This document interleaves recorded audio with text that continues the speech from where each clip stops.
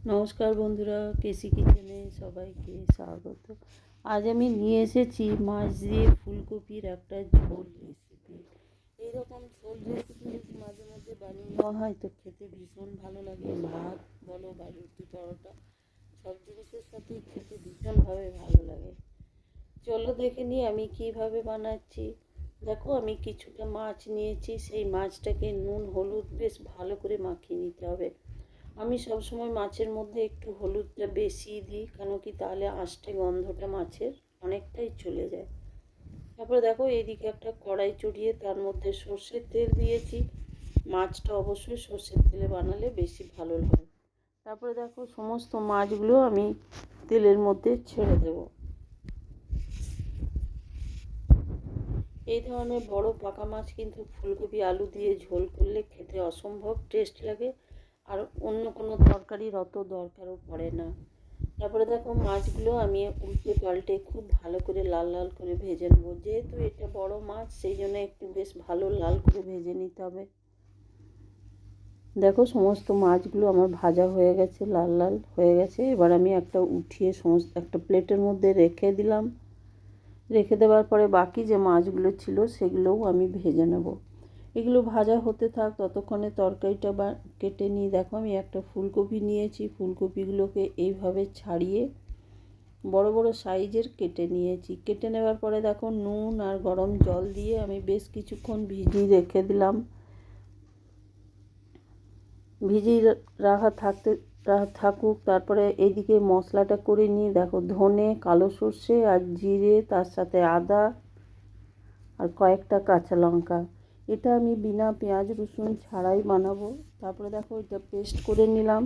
এইদিকে কড়াই চড়িয়ে সর্ষের তেল দিয়ে দিলাম। দিয়ে 1 চামচের মতো গোটা জিরে দিলাম, একটা তেজপাতা, একটা শুকনো লঙ্কায় ফোড়ন দিয়ে দিলাম। দিয়ে দেওয়ার পরে যে ফুলকপিগুলো আমি কেটে ধুয়ে পরিষ্কার করে রেখেছি সেইগুলো আমি ভেজে নেব। যেহেতু আমি নুন জলে গরম জলে ভিজিয়ে রেখেছিলাম, সেই জন্য একটুখানি জল আছে বলে জলটা ছিটিয়ে যাবে, সেই জন্য আমি ঢাকা দিয়ে দিয়ে এটাকে ভেজে নিচ্ছি।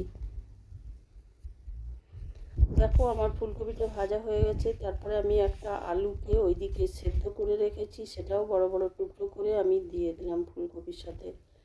আলুটা সেদ্ধ আলু দিলে কিন্তু তরকারিটা ভীষণ ভালো হয়, আর একটু বেশ ঝোল ঝোল মাখা মাখা হয় তরকারিটা।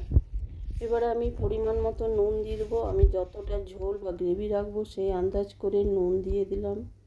এবারে পরিমাণ মতো আমি হলুদ দিয়ে দিলাম।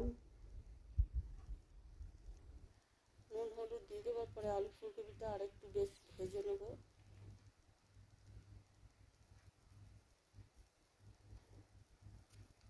তারপরে ওইদিকে যে মশলাটা আমি করে রেখেছি, জিরে, ধনে, সর্ষে, আদা, লঙ্কা, সেই মশলাটা আমি এটার মধ্যে দিয়ে দিলাম।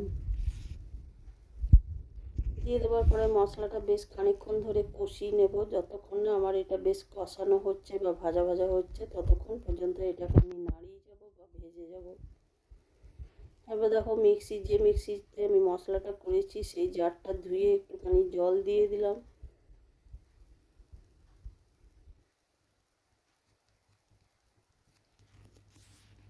দেখো, আমি মশলাটা বেশ ভালো করে কষিয়ে নিচ্ছি। তারই মাঝখানে একটা টমেটোকে আমি লম্বা করে কেটে দিয়ে দিলাম। আলু ফুলকপির তরকারি বা মাছের ঝোলে কিন্তু টমেটো দিলে খেতে ভীষণভাবে ভালো লাগে।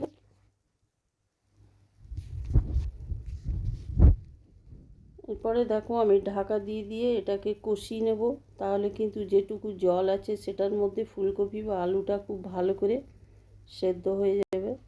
তারপরে দেখো, ঢাকা খুলে আরও বেশ খানিকক্ষণ ধরে আমি এটাকে কষিয়ে নেব। যেহেতু জিরে, ধনে আর সমস্তই বাটা মশলা, সেই জন্য একটুখানি ভালো করে কষিয়ে নিতে হবে। আমার রেসিপি যদি তোমাদের ভালো লেগে থাকে তো লাইক, শেয়ার ও কমেন্ট অতি অবশ্যই করে দিও। আর নতুন বন্ধুদের সাবস্ক্রাইব করার অনুরোধ রইল। এরই মাঝখানে দেখো, আমি যে ধনে পাতাটা কেটে রেখেছি তার ডাঁটিগুলো এটার মধ্যে দিয়ে দিলাম। দিয়ে দিলে এই ডাঁটিটা দিলে কি হয়, ডাঁটাগুলো ঝোলে খুব সুন্দর একটা ধনে পাতার গন্ধটা চলে আসে। তারপরে দেখো, ওই পুরো ফুলকপি আলুটা কষা হয়ে গেছে। এবার আমি কিছুটা গরম জল দিয়ে মোটামুটি 5 মিনিটের মতো ঢাকা দিয়ে রেখে দিয়েছিলাম। দেখো ঢাকা খুলে আমি দেখাচ্ছি আলু বা ফুলকপি সম্পূর্ণ সেদ্ধ হয়ে গেছে। এরপরে ওইদিকে যে মাছগুলো ভেজে রেখেছি, আমি সব মাছগুলো বানাবো না, কিছুটা মাছ বানাবো আর কিছুটা আমি ভাজাই দেব। সেই জন্য যতটা আমি ঝোল বানাবো ততগুলো মাছই আমি দিয়ে দিলাম। দিয়ে দেওয়ার পর আরও 2-3 মিনিট এটাকে ঢাকা দিয়ে আমি রেখে দিলাম। তারপরে দেখো ঢাকা খুলে আমি দেখাচ্ছি ঝোলটা আমার একটু বেশি শুকিয়ে গেছে। এরপর এর মধ্যে আমি কিছুটা গরম জল আরও দিয়ে দিলাম। জলটা ফুটিয়ে নিয়েই আমি দিয়েছি। নামাবার একটু আগে আমি কিন্তু ধনে পাতাটা দিয়ে দিলাম।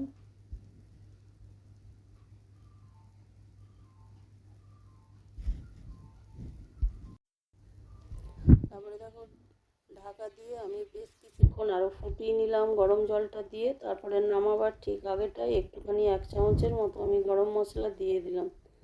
আমি কিন্তু বারবার বলছি, এটার জলটা কিন্তু ফুটিয়ে আমি জলটা মিলিয়েছি, কাঁচা জল একদমই নয়, তাহলে কিন্তু তরকারির টেস্ট ভীষণ খারাপ হয়ে যায়।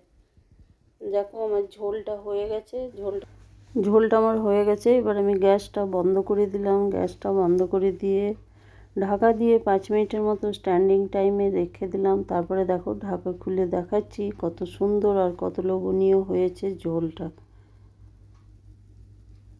আর এইভাবে বানালে কিন্তু খেতে ভীষণ ভালো লাগে, ভীষণ টেস্ট লাগে। তারপরে বলে দিই, তোমরা সকলে ভালো থাকো, সুস্থ থাকো। ফিরে আসছি পরের কোনো রেসিপি নিয়ে। ধন্যবাদ।